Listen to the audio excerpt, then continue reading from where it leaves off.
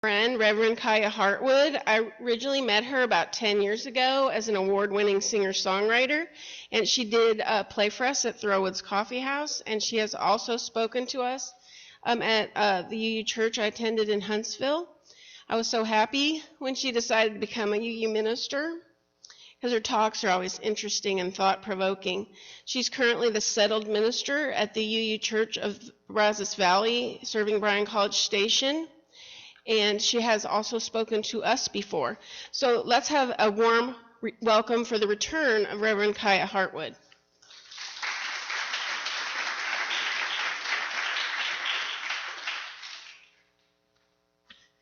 Thank you all so much for having me. We are in the middle of building a building in Bryan College Station, so I hardly ever get to use a podium. It's very exciting. We'll see if I can read and talk to you at the same time. So we're talking about the 7th UU principle. Do you all know your principles? You got them on the wall. That helps. Anybody know what the 7th one is? Okay. This is my favorite, actually. I like the inherent worth and dignity of every person. That's the first one, right? We like that one. I would like to expand that today beyond just people. And the 7th kind of does that because it says, respect for the interdependent web of all existence of which we are a part. One more time. Respect for the interdependent web of all existence of which we are a part. Y'all like it? I like it too. Web, that's the tricky word, right? Because in science, we study the strands of the web, but what's the biggest part of a web? The space in between, the connections between the strands. So today I'm going to talk about 2 books and 2 scientists that really inhabit UU values in their work and indigenous values. How many of y'all have read Braden Sweetgrass? Anybody read Grasshopper Dreaming? Great, wonderful. Y'all check it out. It's a Skinner House book. It's a UU book. He's a UU scientist. I'm going to talk about him too. So I confess that this principle is the cornerstone of my personal faith. I am a pagan, earth-loving girl, period. That's kind of unusual in UU ministers. I believe in the inherent worth and dignity of not only every person, but the inherent worth and dignity of every being, all life. So today we're talking not only about science, climate change, and ecology, but also mystery and transcendence, the web of our interrelation to all creation.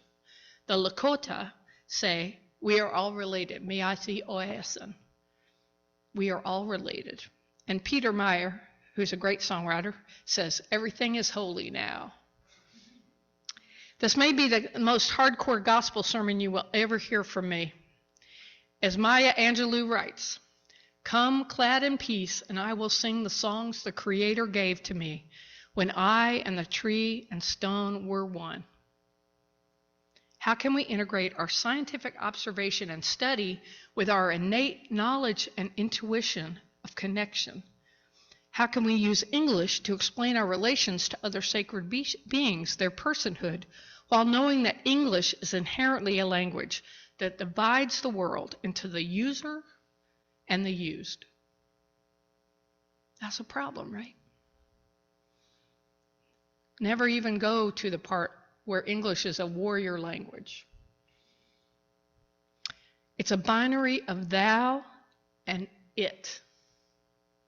And what I'm suggesting to y'all is that we change our thinking a little bit and we go to a thou about all creation and all life and our connections and insiderness of being in the web.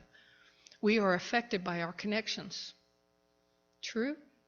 Sometimes in science, in order to get down to an observation that is tight enough to be scientific method, what we have to do is leave out the relationships. You know, you put mice in the lab and you watch them, but is that really what would happen out in the world where they have relationships with other beings? We're all affected by that. If you read the Sweetgrass book, which is by I have to look at her name every time I do it.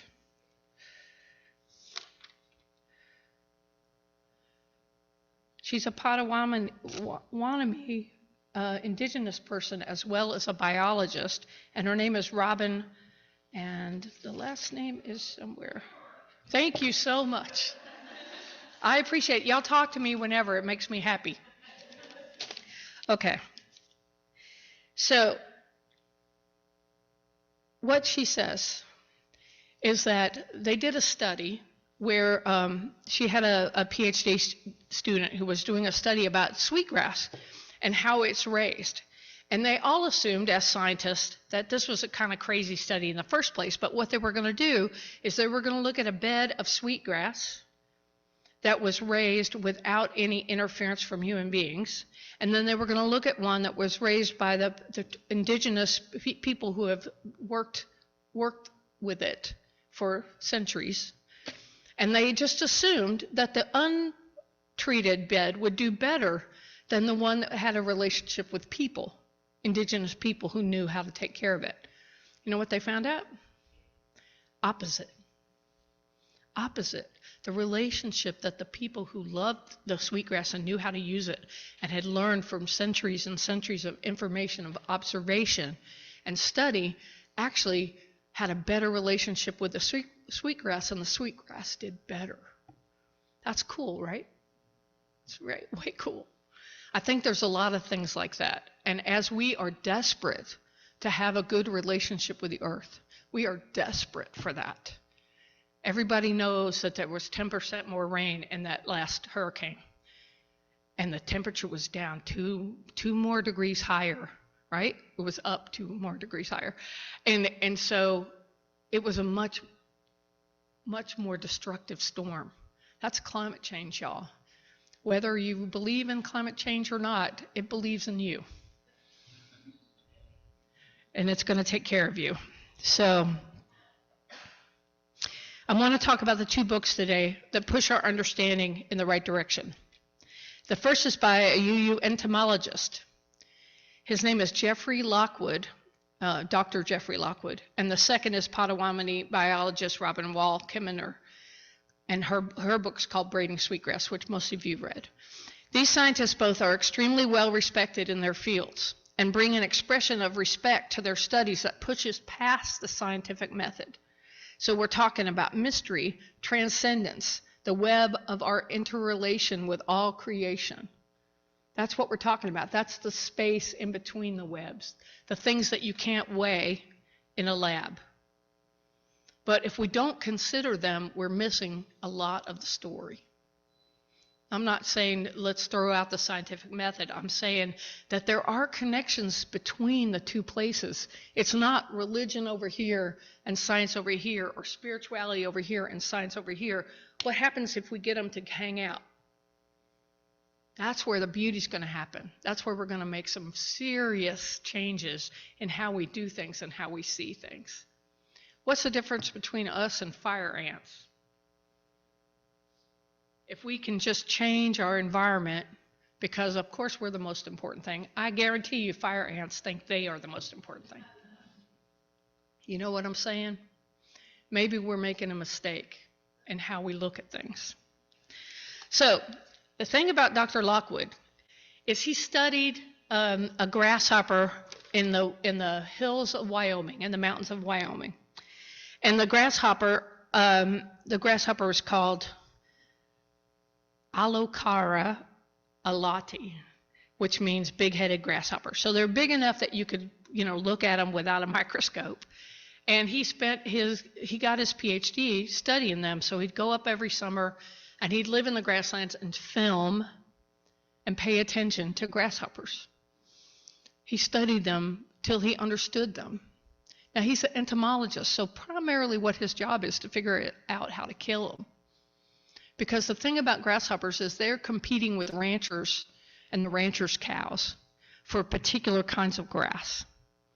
But what he found out by studying them is pretty fascinating too. So what do we assume about grasshoppers or any other beings? It's like, what's the most important things to them? What's the most important things to y'all? Eating. mating, having children, right? Okay, so he's studying grasshoppers. And in an hour, a grasshopper only spends 3 minutes eating. What are they doing the rest of the time? Hanging out. They're just hanging out. That's fascinating, right? He also found out that they are carnivores and that they eat each other. So in the course of studying them, he starts loving them a little bit. You know, it's like he's spending his entire life on the energy of learning about these grasshoppers. And what he finds out makes him very dangerous to them. In fact, they treated 250,000 acres with his method of treatment. And not only was it really effective and killed like 20 billion grasshoppers, but he was able to do it by just treating a little strip of the land, and not 100%. He's not trying to kill all the grasshoppers, because you know what? Grasshoppers are important. We might not like them. The ranchers don't like them. But if you get rid of them, then a whole bunch of birds don't have anything to eat. And they actually shape the prairie by the grasses that they eat. And that makes it possible for there to be a prairie for the bison and the other people and the cattle to eat. So you don't want to kill all of them. And by only treating one small strip, the grasshoppers move around. Turns out they eat at night. They move around at night. And they're real interested in eating the grasshoppers that have already died. So then they move into that strip that's been treated. And by doing that, there's 3 strips that aren't treated, that the beneficial bugs and stuff don't die. That's good for the planet, right? And that comes all down to a UU taking their principles and approaching science with a little bit different idea. Fascinating, right? It's a cool book. He's a really good writer, as well as a very sincere UU. And I think he describes things well. He says, I have found that with time, technical data gives way to a deeper kind of knowledge that relies on intuition, tradition, experience, and faith. And beyond knowledge lies the possibility of wisdom. Scientists often attack spirituality, and I believe that the reason is fear, a sense of anxiety, even dread that there remains elements and processes of the world that are fundamentally and ultimately beyond our capacity to control, quantify, or rationalize. I suspect that many scientists are hostile to mystical notions in order to prevent the impure thoughts of transcendent experience, the troubling touch of subject feeling, and the unsettling whisper of spiritual insight from confusing the rational process of analysis. Does that make sense? That's it in a nutshell, y'all. If we approached our scientific study with all the skills that we learned being scientific, but had the thou respect for existence, y'all, we can't even build a biosphere. Human beings do not know how the earth works. We don't know. We're learning all the time. And unfortunately, we make a lot more mistakes by assuming we're right and then finding out later that we're not than we do by approaching it. What if we approached it with a little humility and a little transcendence? And pay attention to what our indigenous brothers and sisters say who have been studying it. That's their method. They don't go to school. Traditional Native Americans, for example, that did not go to school until they were colonized. What they did was they went out in nature and studied. They paid attention. They watched the bison. They watched the grasshoppers. They watched their horses. And that knowledge was invaluable to them. And a lot of times the arrogance of science comes in, and arrogance of Western civilization comes in and goes, we're the top of the heap. We're the pinnacle of creation, right? And they leave out. They miss so many things. It's taking us so much more time to figure things out. See what? We don't got time for that. We need to wise up. We need to become natives of the place that we live. You know, when people are forced to remove themselves from their home and they come to America, say to become American citizens eventually, they say that they are naturalized, right? They make that place their home. What I'm suggesting to you is just consider the possibility that what we need to do is become native to this place and not hand it off and go, oh, well, only indigenous people are native to this place. Let me tell you something. We all come from tribes. Every single person here came from tribes and people who had earth knowledge and earth understanding. And that we killed them off. We killed them in the witch trials in Europe. However you did it, need to think about the fact that we need to become native to our place. Do you know the plants in your yard? Do you know how they relate to each other? Do you know the animals and birds that live here? And a lot of people start studying that when they retire. And maybe some of y'all have done that and you feel like you have a lot more knowledge. If you have a garden, that is a little laboratory, isn't it? So all I'm saying is, let's learn from these two great scientists that have passed go and did not collect $200, but they went farther. They went farther, and they are becoming more grounded, and they're listening to the indigenous people who have studied how to live on this planet, and they're also paying attention to science, and they do studies that prove the things that they need to prove in a way to convince the people who are a little more stubborn about it. So all I'm saying is, consider becoming a native of this place. Where do you live? Who else lives there? How can you get along with them? How can we take care of them and show them the respect that they are due? I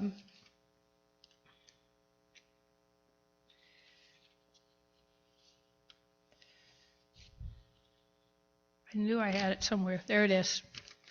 All right. So Robin says,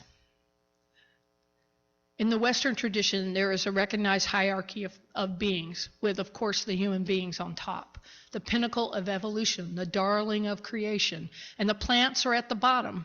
But in native ways of knowing, human people are often referred to as the younger brother of creation. We say that humans have the least experience with how to live and thus the most to learn. We must look to our teachers among the other species for guidance. Their wisdom is apparent in the way that they live. They teach us by example. They've been on the earth far longer than we have been and have had time to figure things out. In the Buddhist tradition, what we need to develop is called beginner's mind. We need to have a beginner's mind. Just assume you don't know everything just for a while. See how it works out for you. Thank you for listening.